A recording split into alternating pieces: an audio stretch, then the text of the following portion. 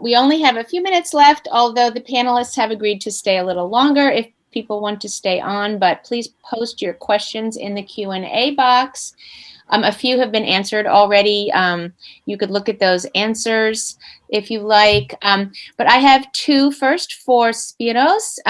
What did Berenson think of modernist photographers doing non-documentary photographs? Yes, thank you. That's an interesting question. Yeah, I would also love to know the answer. Unfortunately, we don't have any documentation about Berenson's opinion on modernist photographers, either in his writings or in his personal papers, his archive. At least this is what we know up to now. But having said that, we do have a few photos of photographers like Man Ray or Cecil Beaton, of people, of friends, or people related with him. So it's not very clear how these photos arrived here. I guess they have been sent as gifts to him. So yeah, unfortunately, we don't know a lot about that. We do have some photos of Giuseppe Pagano, who was an architect and photographer in Italy. And those were acquired by Berenson. And they depict Michelangelo's Pietà Palestrina. So it is an artwork, but photographed in a very creative way. So not a typical, let's say, documentary photo. Okay. Next is, did Berenson also take photographs of conservation conditions of paintings? Yes, of course. And unfortunately, they didn't have the time to develop this aspect of the photographs he owned. Yes, he was very interested in having images of the pictures in different moments of the life, before, during, or after restoration. And one of the images I included in my PowerPoint was a photo of Giovanni Bellini's Madonna and Child, depicted in raking light. So we have the example through his art collection of several photos taken during conservation, and many of the artworks were damaged during World War II. Some of them were made into pieces. So there is an extant documentation about those, but also for other artworks around Italy. So yes, the answer is yes.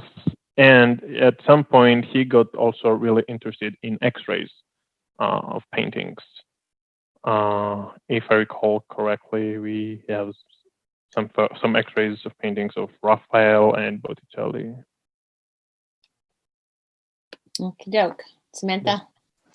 So I just wanted to call your attention again to the Q&A pane, and that there are about 12 answered questions. So if you wanted to see what other people had asked, you might also have those questions. But we're just going to continue down the line. And this is a question for Michelle.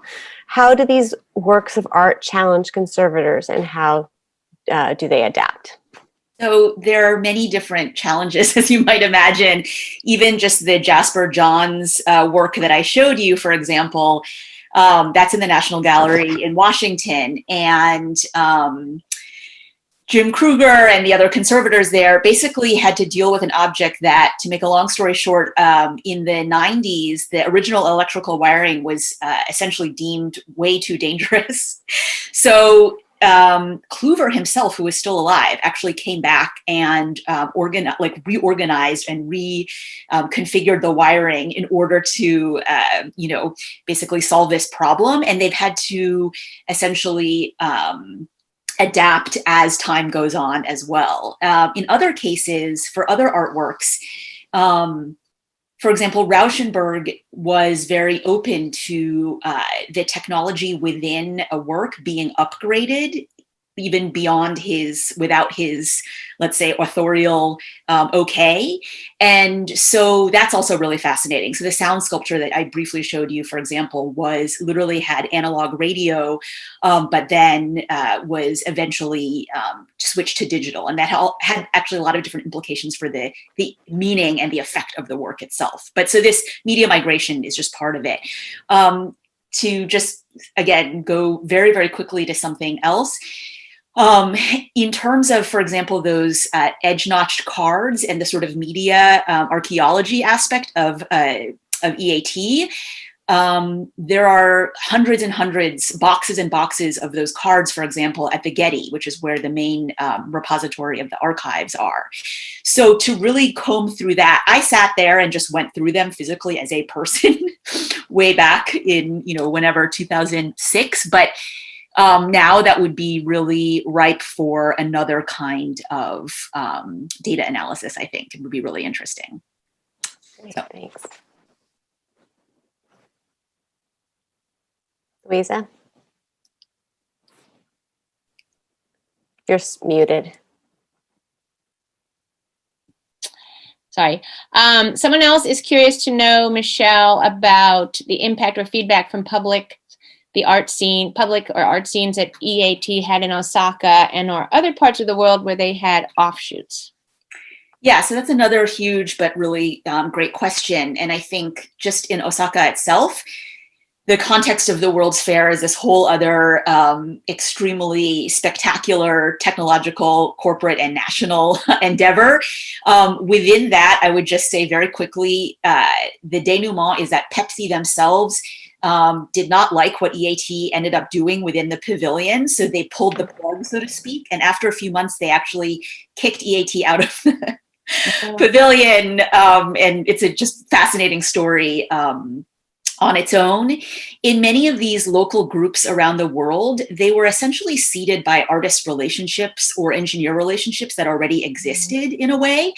And so they're often really embedded in local scenes that are already extant. But one interesting thing to note is that many of them were actually trying to take advantage of, for example, one of the groups in India was directly working with the Atomic Energy Commission in India on projects that were tied to the launch of the first telecommunication satellite over India. So they were really trying to get into these maybe very esoteric channels of both technology and art in these different regions. And then the other aspect is there is, of course, a backlash actually in different places where people are accused the group of being complicit with the military-industrial complex with Vietnam and being in bed with these defense contractors. So again, a whole other fascinating story as well. And so the next question kind of overlaps with the last one, and I think you might have partially answered it, but it's again about EAT and that they seem so much more engaging than recent industries like user interface design and related designer engineering, collaborations for those interested in arts and exploration. Can you comment on collaborations like EAT happening today, or do you see this as a kind of golden age at a certain confluence of time with art and archaeology? I mean, I think it's very historically specific, but what you have now are, as we've seen actually implied by a lot of these panelists, but like these extremely interesting and vibrant use of, on the one hand, vastly expanded consumer technologies by artists. So many artists obviously are using different kinds of technologies. Many of them are actually collaborating with scientists and engineers, computer scientists, et cetera. But it's true that there isn't this ambition to build some sort of global network that would act as like a matching device. I mean, when you think about it, social media now is basically the outcome in some strange way. So I think there's a lot of just really interesting and new different types of collaboration now. But I think part of what the original, let's say, fascination of EAT was for them was the fact that all of the new tools and collaborations they were convening were contingent and unpredictable, and in fact meant to defy systems of prediction, probabilistic analysis, and control. So there's this tension there, and that becomes, I think, something that, it is very historically specific. Fascinating. This is a question for the Silk Now project. To what extent do we see a computational approach to research focusing the attention of art historians on processes and materials that have a serial or repetitive property? So, so chain lines, contracts, machine woven silks, etc. And what might this mean for the future of art history? Thank you, Louisa.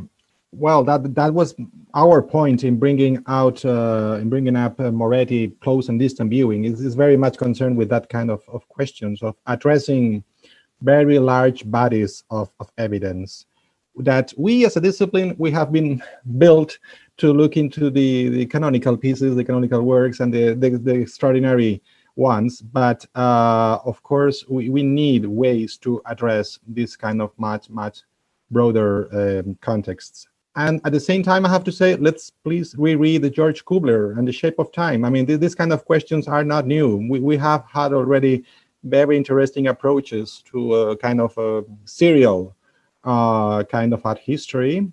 And in that light, or in the light of current technological developments, I think we can really go back to many very interesting insights from Kubler's. Use the past to answer the future. So I think with that we have answered all the questions that are open. There again, if anyone wants to take a quick look at questions that were answered by other speakers earlier on in the symposium, please feel free to look quickly. All of the talks will be available on video in the up and coming weeks on the Frick's website. And so if anybody wants to review them, feel free to look at them again and pass them on to friends and colleagues that you think would be interested, because I think there was a lot of really interesting material presented today. So thank you to all of the speakers. Thank you for coming and watching us, to all the participants, and have a very nice afternoon or evening or morning, depending on where you are. I think we have participants from all over here today. So. Thank you so much for having us. Thank you very much. It was a real pleasure.